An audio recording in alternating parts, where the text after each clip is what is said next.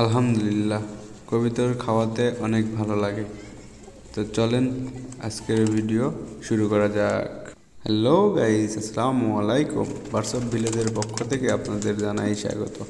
আশা করি আপনারা সবাই অনেক ভালো আছেন এবং আপনাদের ভালোবাসার প্রাণী কবিতরটাও অনেক ভালো আছে এবং আপনাদের দোয়ায় এবং ভালোবাসায় আমার কবিতরগুলো অনেক ভালো আছে।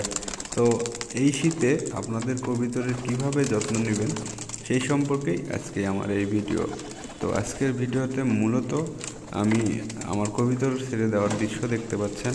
আসলে এই শীতের মধ্যে কুয়াশা পড়া আকাশে কবিতরকে চেষ্টা করবেন একটু দেরিতে ছেড়ে দেওয়ার জন্য, কারণ এই শীতে কবিতরে সকাল সকাল ছেড়ে দিলে কবিতর আকাশে সকালে ওড়ে।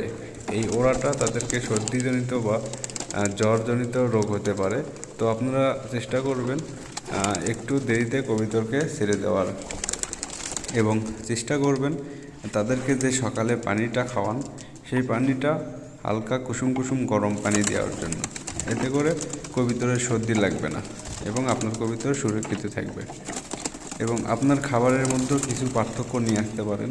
আপনার কবিতরের যেমন সরিষা, তারপরে অন্যান্য খাবার যেগুলো কবিতরের গাওকে গরম রাখতে সহযোগিতা করে, সেই রকম খাবারগুলো আপনার কবিতরকে খাওয়াইতে পারেন। এতে করে আপনার কবিতরের সারাদিন সুস্থ থাকবে। এই শীতে আপনি আপনার কবিতরের একটু বেশি যত্ন নেবেন, তাছাড়া তো দেখা যাবে আপনার কবিতর অসুস্থ হবে।